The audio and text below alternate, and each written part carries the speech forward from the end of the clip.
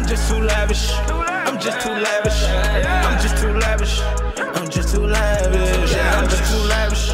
I'm just too lavish. I'm just too lavish. I'm just too lavish. Yeah. Then I hit her with the slammer.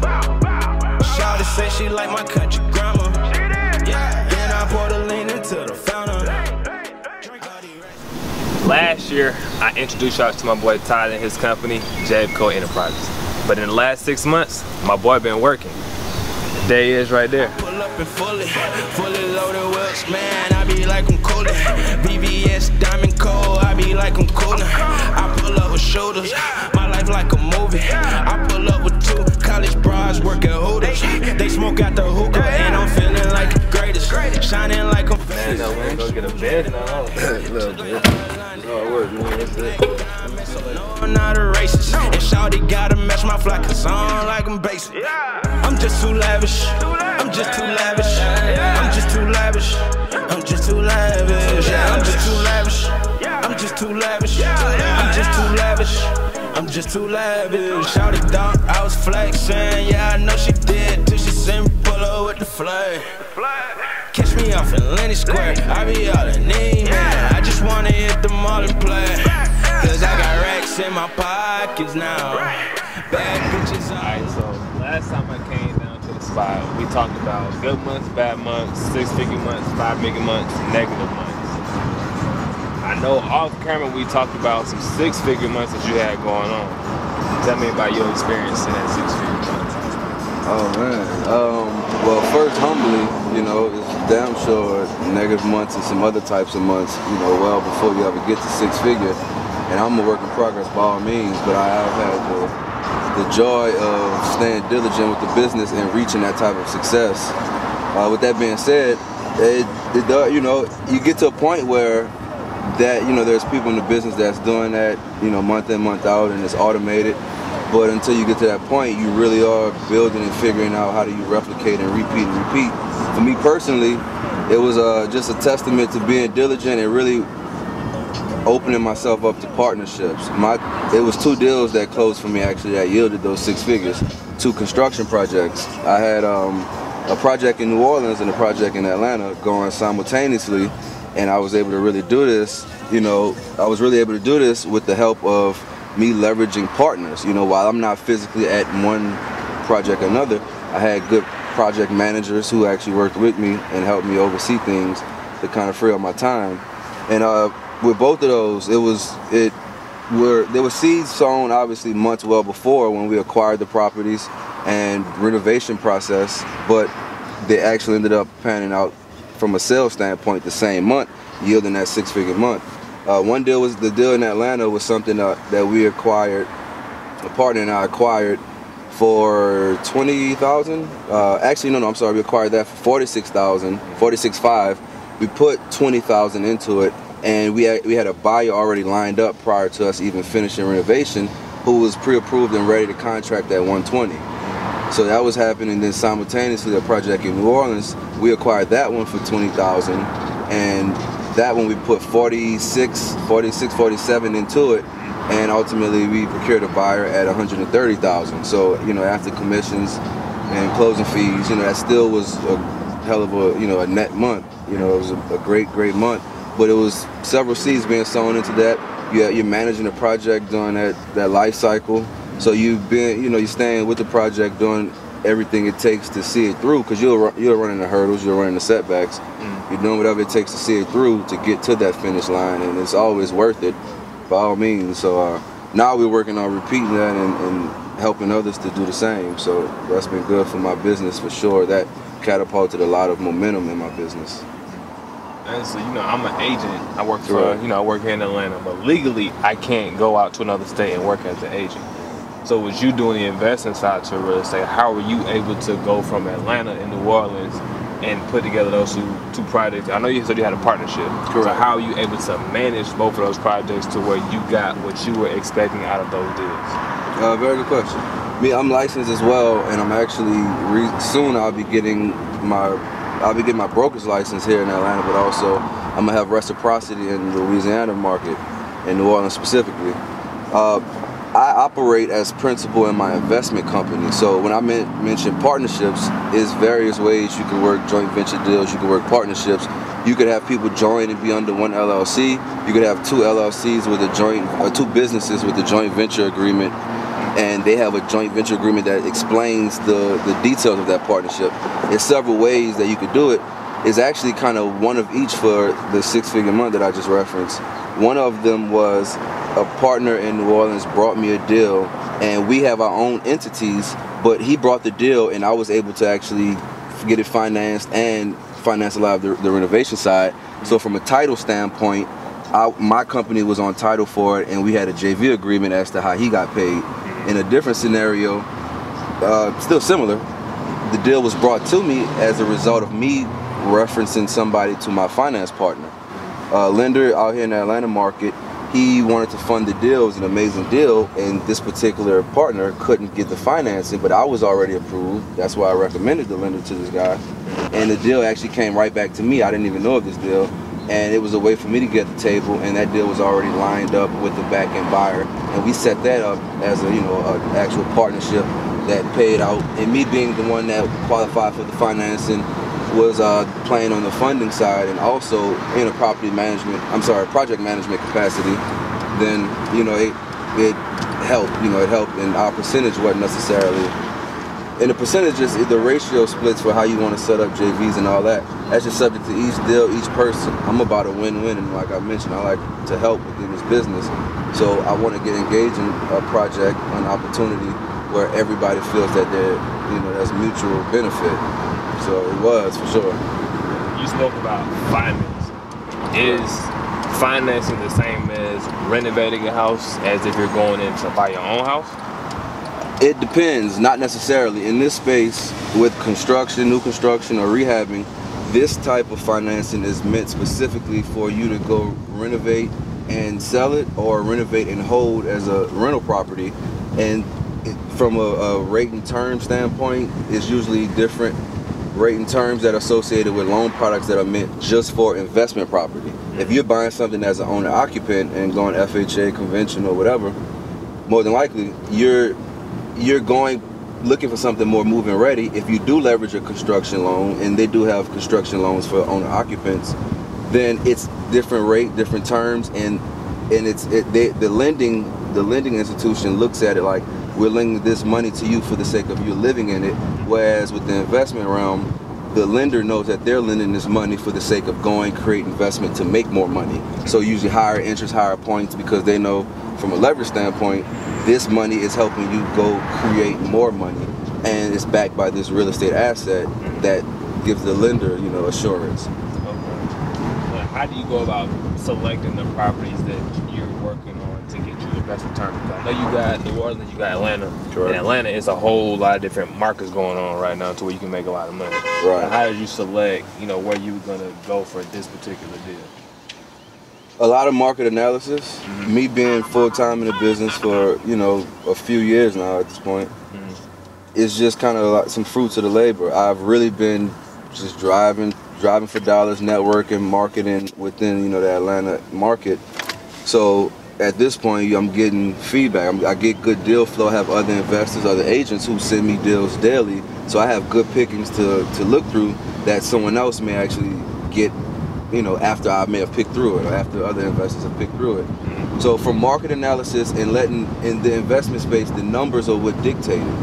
Location, of course, but the numbers are what really dictate this business. So I just really try my best to listen to the numbers, and if we're running comps and running analysis on what we should be selling for, then I listen to what it is that's out there in the market that really sold, not what, not some falsified, my opinion of value, or not even my opinion of what this rehab should be, this renovation.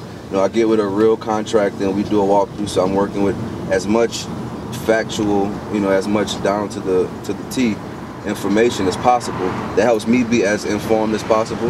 That helps the lender be as informed as possible.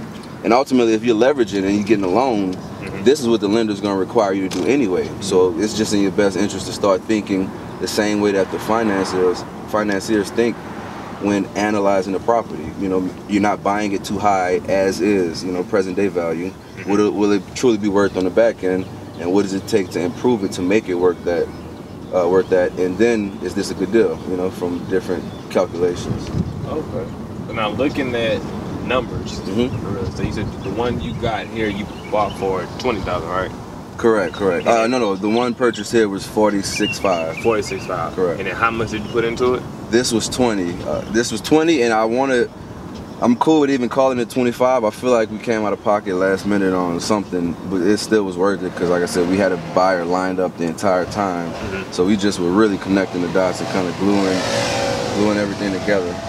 So now you were expecting to put in 20, but you ended up paying out more than what you planned out. How did you strategically plan that out to where you say, you know what, real estate, it's a lot of ups and downs when it comes to dealing with a property. How did you strategically plan that out to where you made sure you had the money and you didn't end up having to lose a profit from it? Gotcha. That's a very good question also. Part of that analysis that I mentioned with looking at a good deal and being and properly analyzing the numbers is creating cushion, creating reserve. If something you know you can get done for 15 grand or so, it be in your best interest to have some percentage. People have different metrics, 10%, 15, 20%, some reserve cushion in the event that when you pull these walls down that there was some unforeseen termite damage and now you have additional costs you didn't necessarily account for. It just will do your homework and your numbers the right way on the front end, and it really saves you on the back end.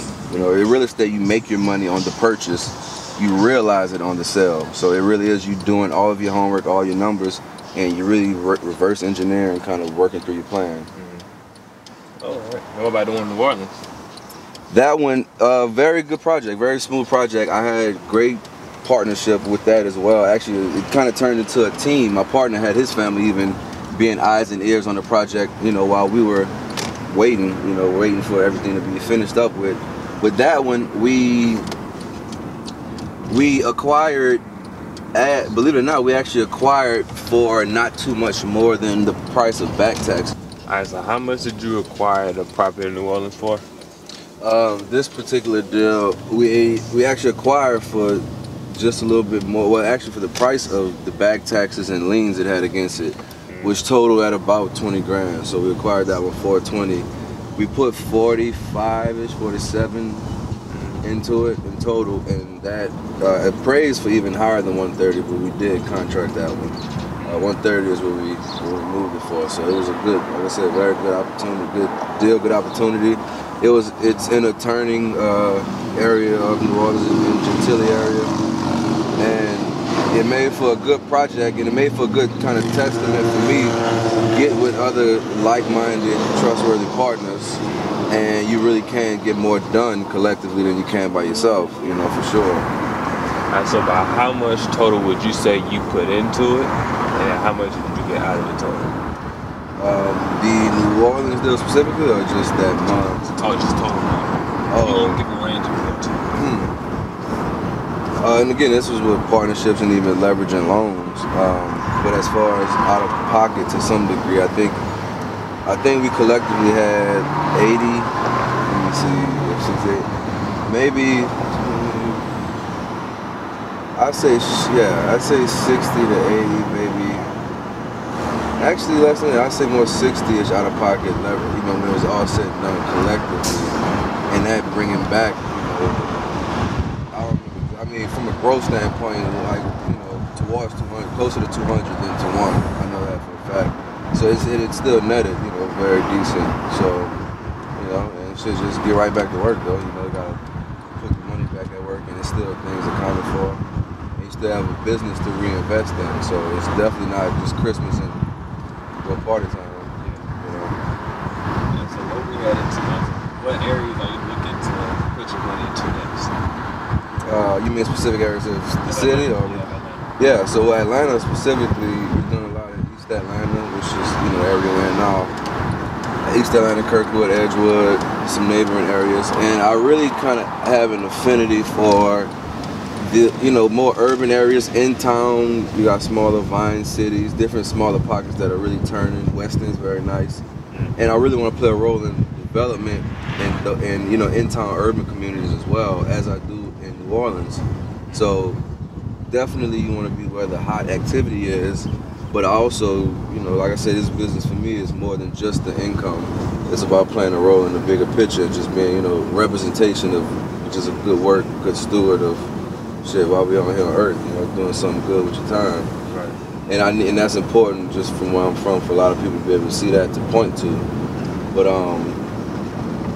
yeah, urban impoverished areas, you know, a lot of times we're running to where just the hotter activity is, and you know, it's great from an income standpoint, but it does, you know, there's still other areas that get neglected for longer periods of time because it's not yet where the interest is. You know, if you're in position from doing right by your business and by your money, you actually can take a part in starting some of that curve in these urban areas that won't yet get their day, you know, for some years. You can kind of play, you don't have to wait for a big city initiative to go to certain areas. You and a group of your people can say, hey, well, we bought these 2 dilapidated apartment buildings and 2 blocks, city blocks worth of houses, but that's something to start some type of momentum, and you know, from there it may be enough to, you know, have that conversation of having some businesses follow, you know, some different restaurants, and from there you actually played a part in rebuilding and redeveloping the community, more so than just cashing out on a flip or construction here and there. So what we at to right now? Right now we are in Kirkwood. Really, we just riding. I wanted to kind of show you a lot of what's turning in this area as well. You see older homes, this older historic area that's now, you know, being completely revitalized, gentrified, if you will. And you get some homes going to be demoed, knocked down with complete new construction built.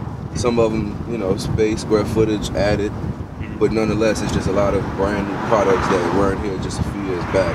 And I actually have a project here we'll be demoing in, you know, Charlotte in actually a few days, and shortly thereafter we'll be building.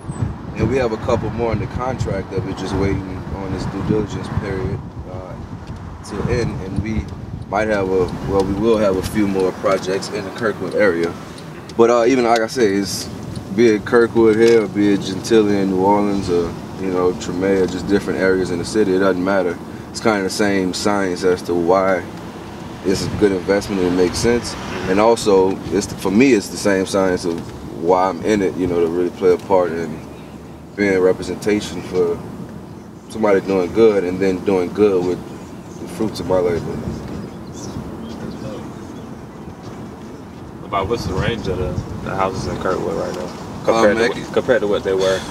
Yeah, well, I'll speak to what it is now. It can be all over, but I mean, you really have people paying $200,000, $250,000, $300,000 for homes in old condition, as is condition, that still need to be renovated. And even that same price point, you know, people are paying that to knock something down to build new construction. So you're still coming out, you know, after paying that to, for what it's worth, if you're knocking down a home, you're buying that property for the lot. So you're really paying that much for a lot and still putting $250,000, $300,000 into it to improve it. But a lot of these homes also, after they're all fixed up and ready to go retail, a lot of them are going, you know, crazy, $600,000, $650,000, even higher. You know, and by all means, back to the principle, running numbers and analyzing properties, I would rather just be conservative on the front end than to lie to myself and have false expectations on the back end, because that hurts. But even more than that hurting, that costs you money. You know, things like for you to disobey principles of money and just your intuition with real estate, it's more than just hurting in an emotional way or hurting your feelings. No, it's bread. It's directly money associated with every decision. So you would forced to really start operating like that, you know. I see a lot of different houses down here in Kirkwood. You got like the modern ones, about old bungalows. Yeah. The contemporary houses. Exactly, yeah. Like, I'll show you an older one. Let's see. I mean, you can see just newer, prettier construction, if you will, and mixed in with the older homes built 60s, 70s, even before that, believe it or not. So it gives you an idea, like whenever you see transitioning like this, you see that's opportunity, and not from like a greed standpoint, from like, you know, how, for one, it's happening, how can you play a role in, you know, your community? I wanted to slow down by this yellow one. That's actually one that we have that will be demoing the next couple, less than a week. So we'll be demoing that one, and we'll be coming back with really it's a 3-level modern style, you know, new, completely different type of product. But many homes in this area, that's exactly where they're going, and that's the type of product that pushes out a higher retail value. So something, I mean, you know, playing your position and putting out first good value, so people associate you with, well, we know that whatever he's doing in his neighborhood, it's only helping and it's coming in, beautifying, adding value, increasing value for the aesthetics of this neighborhood. That's what you want to be associated with. You know, and opportunity like this is prevalent when you have, you know, different economic reasons, but a lot of gentrification, a lot of areas getting surges of tax dollars, tax credit, tax incentives to come revitalize and live in certain areas. So with that, you know, opportunity comes. So how can the world get in contact with you? You can reach me on social media across platforms at Landlord Javery, Javery. And again, my business is JaveCo Enterprises, LLC, and you'll be seeing much more of it, and also different business entities and partnerships that I have, you know, but namesake aside, it's just, you know, about doing the work that I set out to do and carrying out these plans. So you can follow Landlord Javery, and you'll see a lot more of me in conjunction with Young Millionaire's Mind and Shad. If you want to get in contact with me, you can hit me on Instagram and Twitter at Blame It On Shad. Make sure you check out the blog Young Millionaire's Mind on Instagram, and don't forget to check out the website www.youngmillionairesmind.com. I'm just too lavish. I'm just too lavish. I'm just too lavish. I'm just too lavish. I'm just too lavish. I'm just too lavish. Yeah. Then I hit her with the slammer. Shawty say she like my country grammar. Yeah. Then I pour the lean into the fountain. Drink all these racks on me, I feel like Stunner. Shawty dog.